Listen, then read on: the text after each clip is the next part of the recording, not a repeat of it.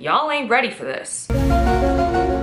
So this week's episode is One Breath. The first episode that's officially gonna rip your heart out and then stomp all over it and then sew it back up again. Give it a hug. This is the last episode in the Dwayne Barry story arc where Scully essentially gets abducted by this psychopath. She's missing. We don't know why she's missing. She's just gone. Mulder's been making himself crazy trying to look for her, trying to find her. Our hearts are all bleeding. We've been crying for weeks. The episode starts with a voiceover where we hear Maggie Scully talking about what Scully was like as a little kid. She was a tomboy. It's this whole anecdote about how she's like shooting snakes with them and she like kills the snake but then cries and feels really bad about it. And I'm not gonna lie, the whole like snake anecdote has never been like my fave. But then when it's revealed that she's telling the story to Mulder, oh no, because they're like reminiscing on her life and they think she's dead. And Mulder's like, we can't give up. And Maggie Scully is clearly like making her peace with the situation. She's fucking resigned and there's a goddamn headstone with Scully's fucking name carved into it.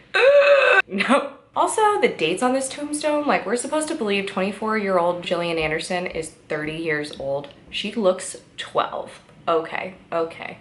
Then all of a sudden we see Mulder and he gets a call. Surprise, bitch, it's Scully, she's back. We see that she's at the hospital. She's clearly on life support. Maggie Scully is like there by her side and Mulder just loses it. He is off the handle. He is yelling at everybody. He is wanting answers. He wants to know how she got there, why she was taken, who showed up, what the fuck is going on, screaming at people, causing a scene, flailing. There are people who have to grab him. It's crazy. So we find out that Scully's in a coma and no one can figure out how the fuck she got there. Okay, People are just randomly in a coma at the hospital. Like, when did you guys put her on life support? Was she just like laying outside on the ground? What happened? But the important part is that she's in a coma. She's on life support right now and apparently Dana Catherine Scully has a living will. And as soon as we find out about this, Mulder's face is in his hands because obviously Dana Scully does not want to live like this and Mulder was there to sign as her witness to her living will. This episode thus far is nothing but pain. Also, at some point we need to address Mulder's turtleneck because like I'm kind of into it. You heard it here first. Mulder walks back into Dana's room and her sister Melissa is standing over her bed. She looks at Mulder and she says, I've been told not to call you Fox. By who? Dana? Yes, ma'am? because Scully told her not to call him Fox. Be still my emotions. Oh my god. Sobbing. Melissa tells Mulder that Scully's soul is still with them and they like sort of wave their hands over top of her body trying to like feel her presence, I guess. I don't know. And then we see that Scully's like in a rowboat tethered to a dock while Melissa and Mulder stand at the end, and it's some kind of like wild visual metaphor that I'm here for. Then Mulder's pissy and he puts the X on the window, shines the light, the whole deal. But then he tears it down angrily like, ugh, angst. Then Fro Hickey shows up to the hospital with flowers, wearing like, is he wearing a tux? I'm not well versed enough in men's clothing to know whether this is a full-on tux or not, but he's definitely wearing a bow tie. It's a lot. I completely forgot that this happened in this episode and my insides just like crumbled. So Fro Hickey sneaks Dana's chart out and the lone gunmen analyze it and they find that there's all this like branched DNA in her blood, aka somebody's been fucking with Scully's DNA. This is the first hint that we have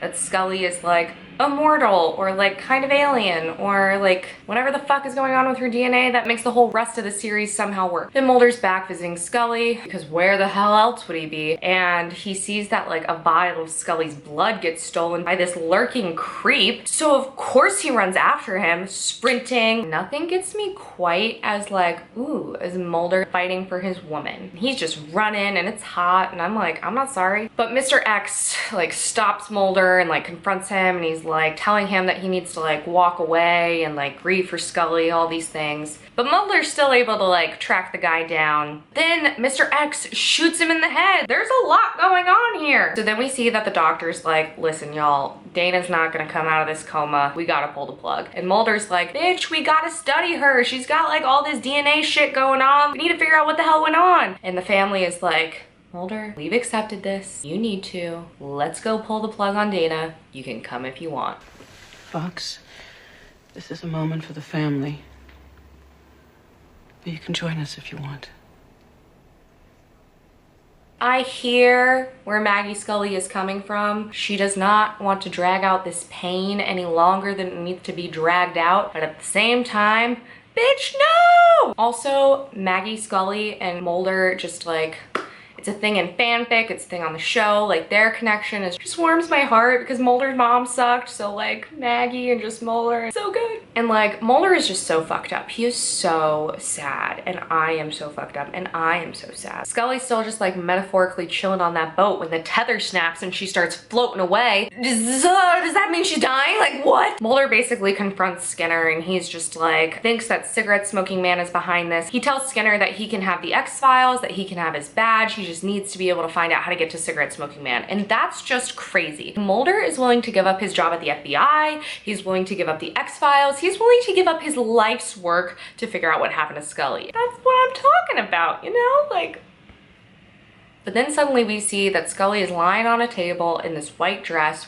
Her boobs are huge, aka the reason why this episode is often nicknamed One Breast, because she just came back from having a baby. Yeah, she's got like mom boobs. She only got something like 10 days off to go have Piper and then come back to set. That's wild. Then her dad walks up to her dressed in his like white naval uniform and he tells her that they will be together soon, but like not right now. Thank God, because that means she's not dying, right? That means she's not dying. Everything's gonna be okay. Papa Scully walks away. So Mulder and the Scullys are just waiting to see if she's gonna be okay, waiting to see if she's gonna wake up. And then Mulder finds this like unopened pack of Morleys and inside there's an address. Surprise, surprise, it's cigarette smoking man. So Mulder marches the fuck up into cigarette smoking man's house and like threatens him with a gun, gets crazy up in his face, like so violent, so aggressive. I'm here for it. Yes, Mulder, you show that man what's what. And he says, why her and not me? There's just nothing better than Mulder avenging Scully's shit. There's just nothing better than that. They have this back and forth about like what's right and like who controls the game, whatever. And cigarette smoking man basically tells him that like if Mulder kills him, he's never gonna know the truth. Oh, you motherfucker. You know how to hit right where it hurts. So then Mulder writes out a resignation letter and he signs his name to it and he's gonna give it to Skinner, but Skinner won't accept it. How crazy is it that without Scully and with all of these mofos controlling the game, suddenly the X-Files and everything just doesn't mean anything to Mulder. Like the gravity of this situation, it's a big deal. Then Skinner like shares some of his backstory about like losing his faith in Vietnam. We find out that Skinner's the one that gave Mulder cigarette smoking man's address, so he's like on our side. Skinner, yes. Then Mr. X approaches Mulder, tells him that people are coming for his ass. He waits up to see like who's coming for his ass. But when there's a knock at the door, it turns out that it's just Melissa Scully coming for his ass and she rips him a whole new asshole. Why is it so dark in here? Because the lights aren't on.